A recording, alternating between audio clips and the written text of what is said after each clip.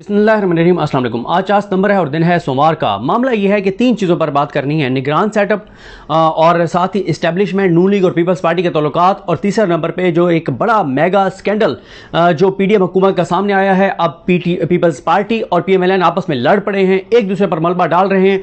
चलें, आप में से अगर कोई पीपल्स पार्टी पर यकीन करना चाहता है उस पर कर लें, आप में से अगर पीएमएलएन पे यकीन करना चाहता है कर लें। मैं तो दोनों पे यकीन कर रहा हूं, मैं तो दोनों को सच मान रहा हूं, क्योंकि दोनों ये बात मान रहे हैं कि पाकिस्तान की तबाही और बर्बादी हुई है। 400 अरब पाकिस्तानियों की जेब से निकला है, माफियाज ने पैसा कमाया है, ये बात वो मान रहे हैं। और इसका मतलब क्या है? इसका मतलब वाज़ेह तौर पे यही है कि फ़ायदा माफियाज को हुआ है, चाहे वो पीपल्स पार्टी ने दी या पीएमएलएन ने, क्योंकि हम तो ये बात समझते हैं कि दोनों जिम्मेदार हैं, दोनों दुरुस्त कह रहे हैं। वो उनको कह रहे हैं, उनको कह रहे हैं, हम दोनों को सच्चा मान रहे हैं, हम उनको भी जिम्मेदार समझ रहे हैं, उनको भी जिम्मेदार समझ रहे हैं।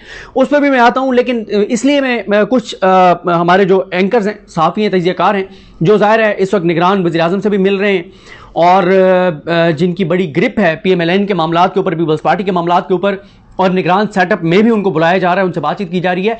तो उनकी बात में मैं तो उनको वजन दूंगा, मैं तो उसको इंपॉर्टेंस दूंगा उनकी बात को निगरान सेटअप के हवाले से, क्योंकि ज़ाहिर है अगर मैं मिसाल के तौर पे मिल के आया हूँ इमरान खान साहब से, मैं नवाज शरीफ साहब से मिल के आया हूँ, मैं आसिफ अली ज़रदारी साहब से मिल के आया हूँ, और मुझसे कोई पूछेगा उनके बारे में, तो मैं जो अपना ओपिनियन दूंगा ज़ाहिर है उसकी एक इंपॉर्टेंस होगी, क्योंकि मैं मिल के आया हूँ, मेरे सामने उनकी बॉडी लैंग्वेज उनके मेरे सामने है, उनकी गुफ्तगू मेरे सामने है, वो सारी चीज़ें तो मैं बेहतर एनालाइज कर सकता हूँ।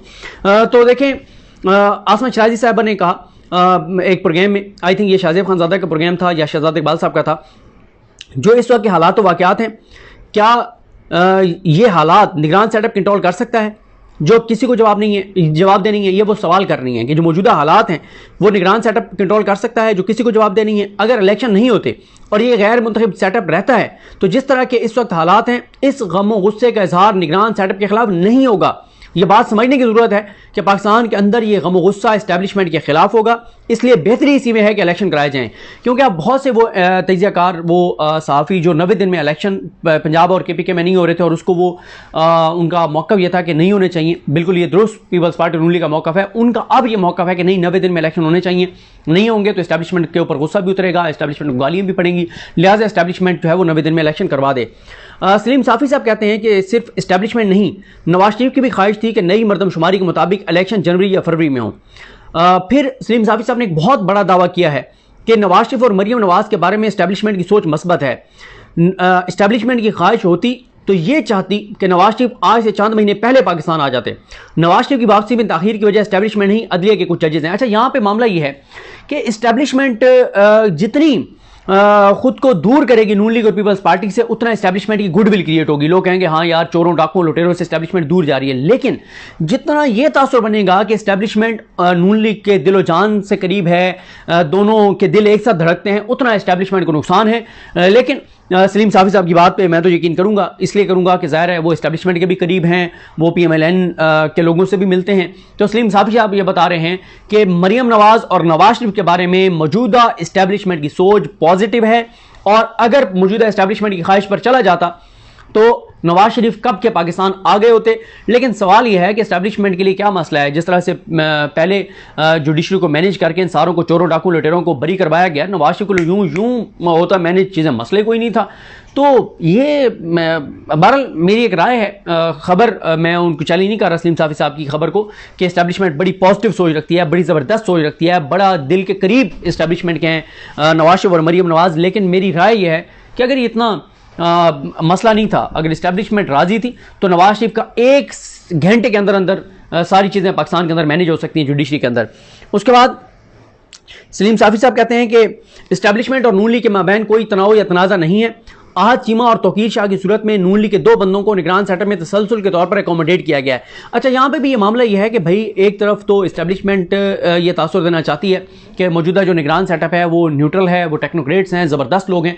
दूसरी तरफ सलीम साहब भी बता रहे हैं कि नहीं, नून लीग को एडजस्ट किया गया है, नून लीग के साथ आज भी इस्टेब्लिशमेंट के मामला ठीक हैं।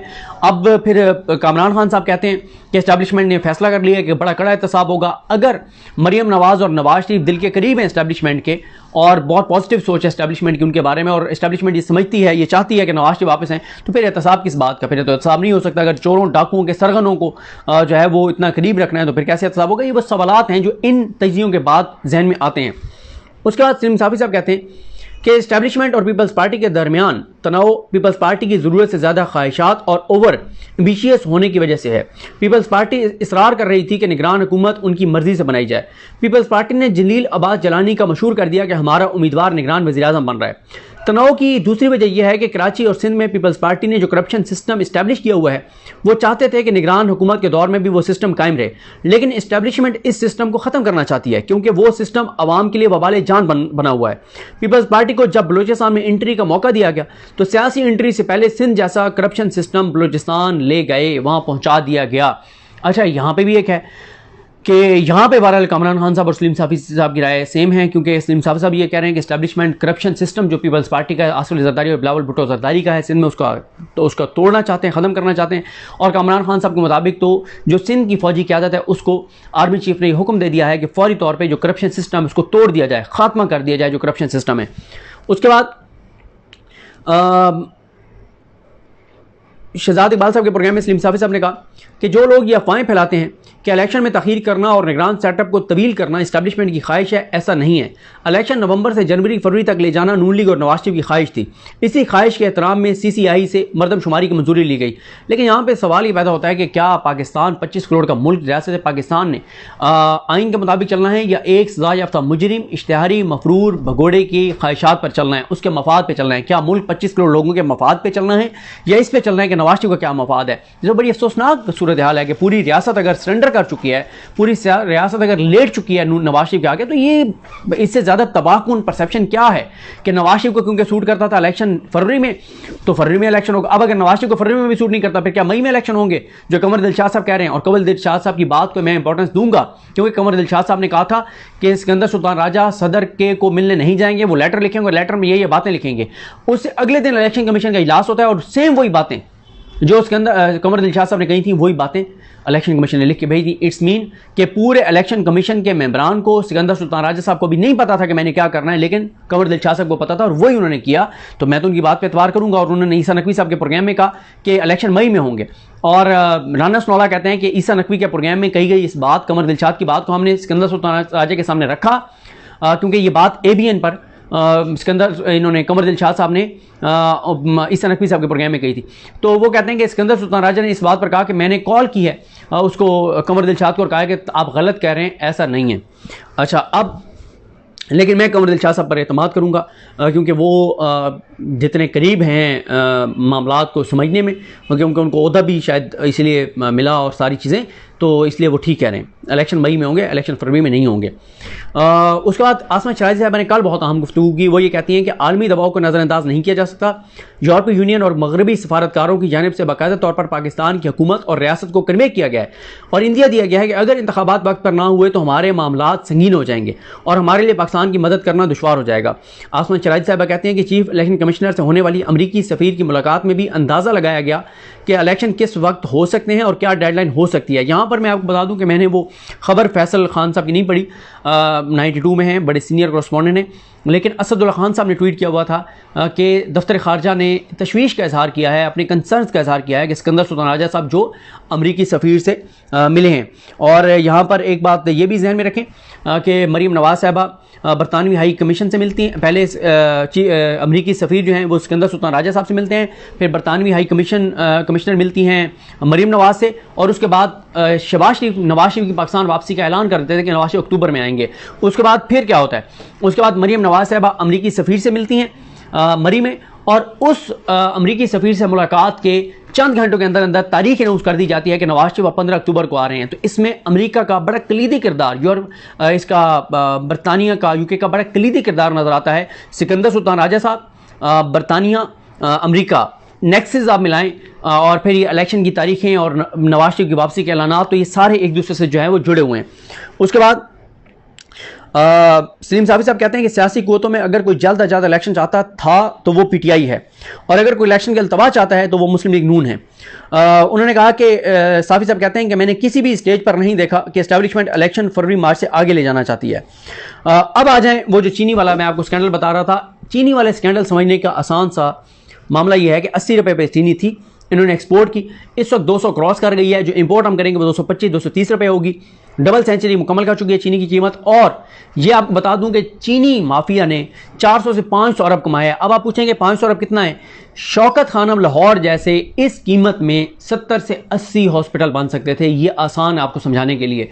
वो शौकत खानम लाहौर जिसके लिए इमरान खान ने मुल्क फिरे, छोटे छोटे स्कूलों में गए, जिसके लिए लोगों ने झोलियां फैलाई, लोगों ने जैसे भीख मांगते हैं इस तरह से सड़कों पे निकले और पैसे इकट्ठे किए और शौकत खाना बना था लाहौर। जितनी कीमत में वो बना था उतने उसको अगर आप 500 अरब तो 70-80 शौकत खाना लाहौर जैसे हॉस्पिटल बन सकते थे।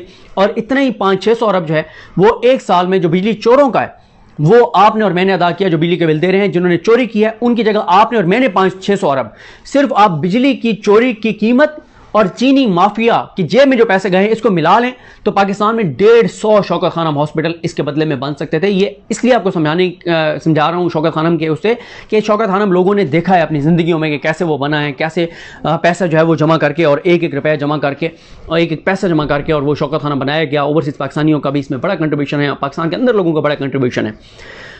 अब आ जाएं जनाब, ये जो स्कैंडल सामने आया है ये सबसे बड़ा पहला स्कैंडल है और स्कैंडल आएंगे वो इससे बड़े होंगे। ये 500 अरब कहने इससे बड़े बड़े स्कैंडल आएंगे।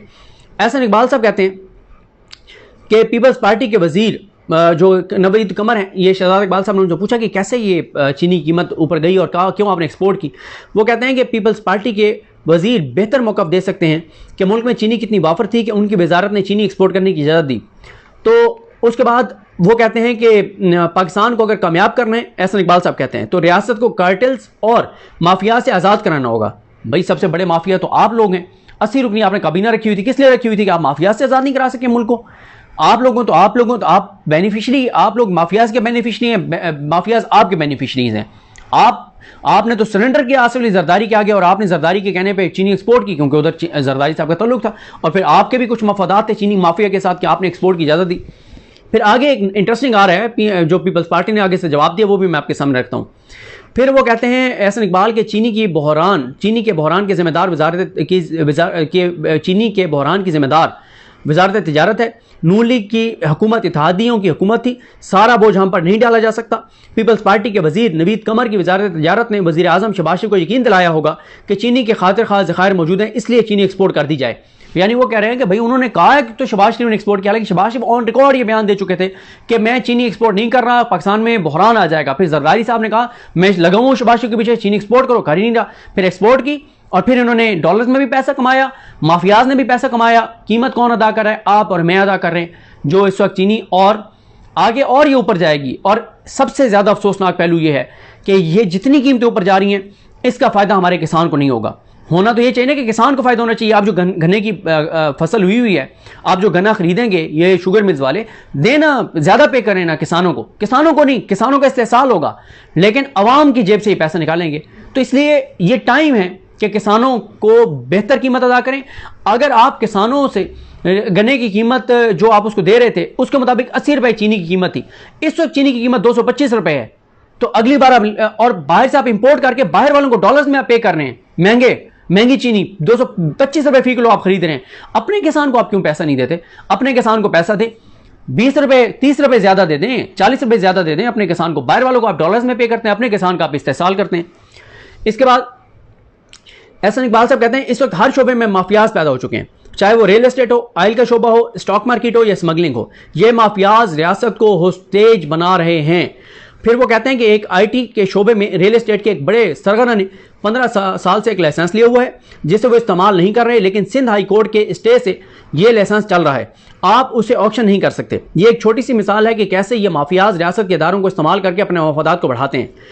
एहसन इकबाल साहब को शहजाद इकबाल साहब ने कहा कि आप नाम ले देना उस सरगने का, उन्होंने नाम नहीं लिया। उन्होंने कहा आप खुद चेक करें। यानी इतनी जुर्रत नहीं है कि इन कार्टेल्स का, इन माफियाज का, इन चोरों का, डाकुओं का, लुटेरों का ये नाम ले सके। खुद चोर डाकू है ना, लुटेरे हैं, कैसे ले सकते हैं? उसके बाद एहसन इकबाल साहब ने यह भी एतराफ़ किया कि ये बिजली चोरी करने वालों का बिल हम लोग पे कर रहे हैं, जो बिजली अदा कर की कीमत के पैसे जो हैं वो दे रहे हैं। फिर उसके बाद एहसन इकबाल साहब कहते हैं कि जब उनसे पूछा गया कि यार पीपल्स पार्टी वाले तो कहते हैं कि जनाब ये नून लीग का किया धरा है, उनसे पूछे नून लीग जो है वो इसमें थी ड्राइविंग सीट के ऊपर, खजाना उनके पास, सारे फैसले उन्होंने किए। एहसन इकबाल कहते हैं कि शहबाज शरीफ ने एक पैसे का भी नया टैक्स लगाया या कीमतें बढ़ाई तो तमाम इत्तेहादियों को ऑन बोर्ड लिया, सब इसमें शरीक हैं, सब बराबर के जिम्मेदार हैं।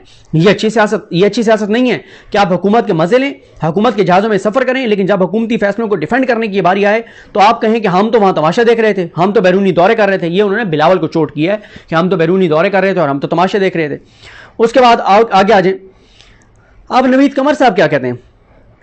नवीद कमर साहब कहते हैं कि ईसीसी में डिस्कशन होती है लेकिन काबीना उसको इंडोर्स करती है। वो नवीद कमर साहब कह रहे हैं कि पूरी काबीना ने इंडोर्स किया था चीनी के एक्सपोर्ट को, और साथ ही नवीद कमर साहब ये कह रहे हैं कि इस वक्त चीनी जखीरा बहुत ज्यादा हुई है, जिन्होंने जखीरा की हुई है, होर्डिंग की हुई है, वो निगरान हुकूमतें जो है वो होर्डिंग खत्म करवाएं, जखीरा अंदोजी खत्म करवाएं, चीनी की कीमतें नीचे आ जाएंगी। और साथ ही बॉर्डर पर वो कहते हैं स्मगलिंग में जिनके जिम्मे है रोकना वो साथ मिले हुए हैं। बड़े टेक्निकल तरीके से पीपल्स पार्टी और नून लीग इस्टेब्लिशमेंट को टारगेट कर रहे हैं, इदारों को टारगेट कर रहे हैं, स्मगलिंग का इशू बनाकर चैनल्स पर इस वक्त स्मगलिंग को नून लीग और पीपल्स पार्टी वाले और इनके हामी साफी तजियाकार अब इस्टेब्लिशमेंट को के खिलाफ एक माहौल बनाने लग गए हैं कि वो जी बॉर्डर पर स्मगलिंग होती है और जो स्मगलिंग रोकने वाले हैं अगर वो साथ मिले हुए हैं तो हम क्या कर सकते हैं। और ये सारे अब ये आप देखें ना, गुस्सा किसी न किसी तरह से तो उन्होंने निकालना है एस्टेब्लिशमेंट पर, और अब ये एस्टेब्लिशमेंट पर डाल रहे हैं। पहले एस्टेब्लिशमेंट की मदद से उन्होंने अपने करप्शन केसेस माफ करवाए, अदालतों को मैनेज किया, जजेस को मैनेज किया, अब उसी एस्टेब्लिशमेंट को गालियां पढ़वा रहे हैं लोगों से कि यार ये तो स्मगलिंग हो रही है ना, स्मगलिंग तो रोकना फौजियों का काम है, हमारा काम तो नहीं है। उसके बाद सेनेटर ताज साहब ने ट्वीट किया है, वो कहते हैं कि, और ये तारिक मतीन साहब ने ट्वीट भी किया हुआ था कि पीपल्स पार्टी के सेनेटर ताज हैदर का कहना है कि नवीद कमर ने 2.5 लाख चीनी बरामद करने की इजाज़त इसलिए दी क्योंकि इसहाक डार को डॉलर चाहिए थे। राना सनौला ने 14 लाख टन चीनी स्मगल करने की इजाज़त दी, डॉलर जो है वो स्मगलर्स ने कमाए, ये कहना है ताज हैदर साहब का। अच्छा, 2 चीज़ें और रह गई हैं, वो ये है कि एक आज असदुल्ला खान साहब ने ये ट्वीट किया हुआ था कि पीपल्स पार्टी का मुश्किल वक्त शुरू हो चुका है। खबर यह है कि सिंध में पाबंदी के बावजूद कीमती सरकारी अराजी की अलाटमेंट और रेगुलराइजेशन के मामले पर निगरान सूबाई हुकूमत ने सरकारी ज़मीनों की बंदर बांट की तफसीलात तलब कर ली हैं। और अब आ जाएँ, हामिद मीर साहब ने आमिर मतीन साहब के प्रोग्राम में 2 बातें कहीं, वो भी आपके सामने रख देता हूँ। हामिद मीर साहब कहते हैं कि पीपल्स पार्टी के साथ हाथ हो गया। क्यों पीपल्स पार्टी कह रही 90 दिन में इलेक्शन हो जाएंगे? क्योंकि पीपल्स पार्टी के साथ हाथ हो गया। पीपल्स पार्टी को कहा गया कि बाप के लोग आपकी जमात में शामिल होंगे, लेकिन जब पीपल्स पार्टी ने कहना शुरू किया कि अगले वज़ीर-ए-आज़म बिलावल होंगे तो बिजंजो साहब ने कदूस बिजंजो साहब ने ख़त लिखकर माजरत कर ली कि मैं पीपल्स पार्टी में शामिल नहीं हो सकता। जिन लोगों ने पीपल्स पार्टी में शामिल होना था वो फिर नून लीग के साथ नजर आने लगे। निगरान वज़ीर दाखिला सिंध ब्रिगेडियर रिटायर्ड हारिस नवाज और IG बलूचिस्तान को देखकर पीपल्स पार्टी को समझ आ गई है कि उनके साथ हाथ हो गया है, तो अब वो कह रहे हैं कि 90 दिन में इलेक्शन करवाएं। हामिद मीर साहब ने आमिर मतीन साहब के प्रोग्राम मुकाबिल 92 में कहा कि पीपल्स पार्टी के कुछ रहनुमाओं के खिलाफ नैब की तहकीकात शुरू हो चुकी, कुछ के नाम नो फ्लाई लिस्ट में डाल दिए गए हैं। अगर पीपल्स पार्टी नून लीग की तरह बिहेव करती तो उनके साथ ये सलूक ना होता, ये हामिद मीर साहब का कहना है। तो ये चीज़ें थी जो मैंने आपको बताया कि पीपल्स पार्टी और नून लीग और इस्टेब्लिशमेंट के तल्लुकात। हामिद मीर साहब और सलीम साहबी साहब के मुताबिक पीपल्स पार्टी के साथ मामला इस्टेब्लिशमेंट के ठीक नहीं है, नून लीग के साथ इस्टेब्लिशमेंट ऑन बोर्ड है। नवाज शरीफ बिल्कुल क्लियर है इस्टेब्लिशमेंट की नज़रों में, मरीम नवाज भी इस्टेब्लिशमेंट के बहुत करीब हैं। और साथ ही जो चीनी का स्कैंडल है मैं आपको बता चुका हूँ कि लड़ पड़े, इनके करतूत कारनामे सामने आ रहे हैं। ये पहला स्कैंडल है और ये करतूत और कारनामे इनके सामने और एक दूसरे पर डाल रहे हैं, लेकिन ये दोनों चोर हैं, दोनों ने पैसा कमाया है, दोनों माफियाज के बेनिफिशरी हैं और माफियाज इनके बेनिफिशरी हैं। ये इस मुल्क के साथ 16-17 माह में हुआ है। 1000 अरब आपने और मैंने और इस कौम ने चीनी की कीमतों की मद में इजाफी और प्लस बिजली की चोरी की मद में 1000 अरब हमने दिया है। ये 1000 अरब तकरीबन 3 से 4 अरब डॉलर बनते हैं। इसी से आप अंदाज़ा लगा लें कि हमारे मुल्क के साथ 16-17 माह में क्या खिलवाड़ हुआ है, किस तरह से हमारे मुल्क को नोचा गया है। अल्लाह ताला इस मुल्क पर रहम करे। मुझे अपनी दुआ में याद रखें। लेकिन हम सबका हामी नासरो। अल्लाह हाफ़िज़।